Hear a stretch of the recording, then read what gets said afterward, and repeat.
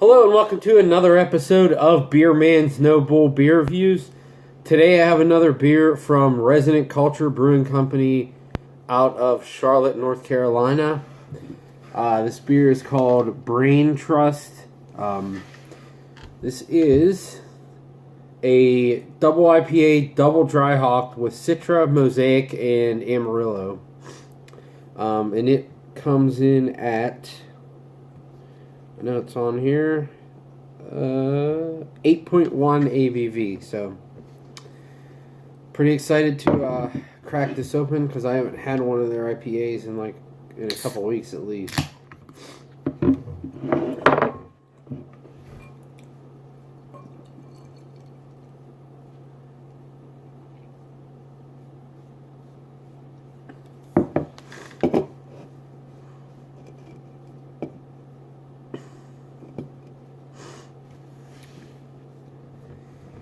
So as you can see, it pours a darker golden color. It's almost like a rusty orange with a really, really hazy with about a half a finger's worth of white head. Oh, that smells good. Excuse me.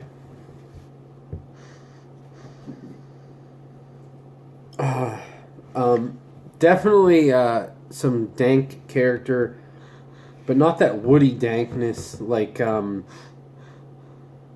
just really earthy, like spicy nuggets.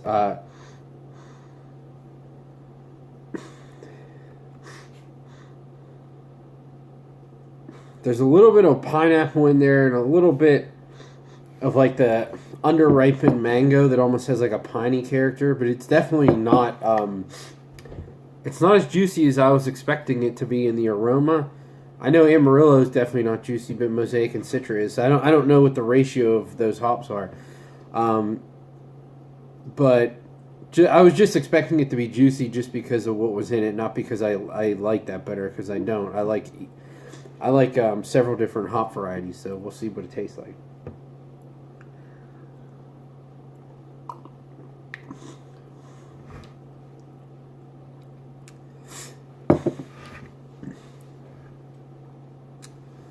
So,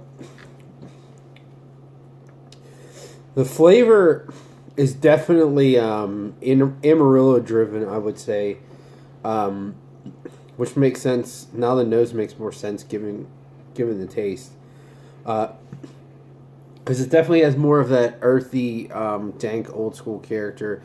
It's not quite to the point where sometimes I think Amarillo can be like aspirin-y or medicinal. It doesn't have that character, and I think the Mosaic and the Citra are kind of helping round that off, and it's not like as harsh as Amarillo can be sometimes. Yeah, I really don't like Amarillo by itself, but I think when balanced with the other hops, I think it is a really good addition to an IPA because it has its own unique taste. I just don't like it by itself. So I think in this it's definitely working well.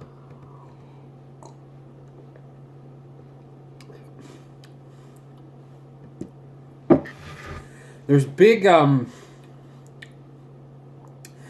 front it's actually like really big orange pith. Like almost like bitter orange peel. You know, it's certainly more bitter than most New England IPAs, but that's why I like their IPAs. But the body is really what makes it. Their stuff is very soft, but not to the point where it's like...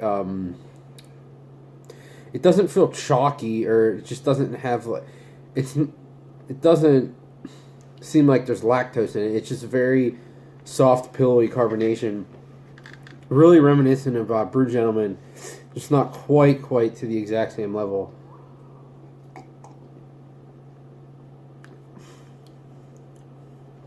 I would say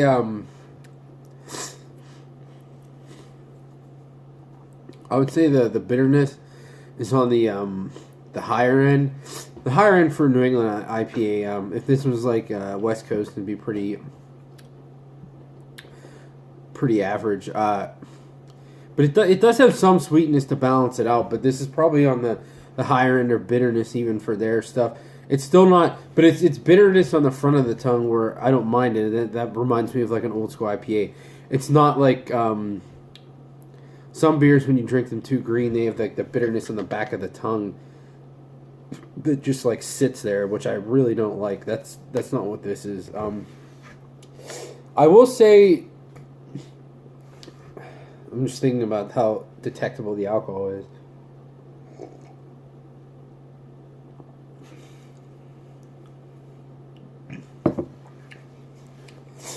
Yeah, this one I would say is probably boozier than most of their stuff. Well, boozier than most of the double IPAs. Obviously, if you're doing a triple IPA that's like in the double digits, that's going to be at least as boozy, if not boozier than this. But sometimes it's really hard to decipher between booze and bitterness on your tongue. But I'm thinking though, maybe when I'm picking up booze, it is just bitterness, because usually I can tell the booze more by, if I feel it in my chest rather than on the tongue. But I'm really not getting hardly any heat in the chest, so I might be mistaking it for bitterness, to be honest. See if I can add anything else.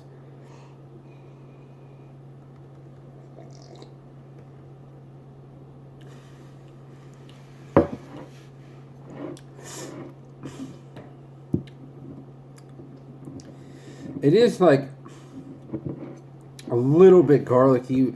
I know I've heard some people complain about that with their beers. One, I don't mind that taste, and two, I don't really think it's as prevalent as some other people say it is. And when I say prevalent, I mean in any given beer. Not that even if it's in every one, I think it's a very, very minor thing. I also think that's something that kind of comes off from Amarillo too, so that's probably part of it in this one. But overall, this is another winner from these guys. I will say, if you only like the kind of sweeter, like super juicy, not bitter at all New England IPAs, you might want to shy away from this, because it is kind of aggressive for New England style IPA. But I really like that. It makes you sip it a little bit more. But at the same time, there's no shortage of flavor, so you're going to get that if that's what you want. It's really good. So on my scale of buy, drink, dump, I think this was like $17 a 4-pack. I would definitely buy this again. I still think, with the exception of some of the stuff that High Branch does, most of the Resident Culture stuff is still the best thing that you can get in Charlotte. Or in the Charlotte area, or really the best thing I've ever gotten from any North Carolina brewery, to be honest. I think they're better than Burial IPAs too. So I'm gonna, unless I don't like one at all, I'm still gonna. It's this being like a mediocre IPA for them is like better than 90% of IPAs from any other brewery. So pretty much all their stuff is going to be a buy for me, and this is no exception. It is a buy. I would buy it again. But they're so chock full of hops. Like, I don't like aging IPAs. Usually I give them a couple weeks to settle out. But this one I do have 2 more cans left. I might even wait a couple more weeks, and I'll probably be drinking even cleaner and a little less bitter at that point. So even though this is basically a month old now, I think it's just hitting its stride. It's still definitely worth trading for. It is super flavorful. It is not showing oxidation or age at all. So look out for this one. It's really, really good. I think that's all I got on this one. So please like, comment, subscribe. Let me know what you think, and I look forward to doing the next one. Thanks.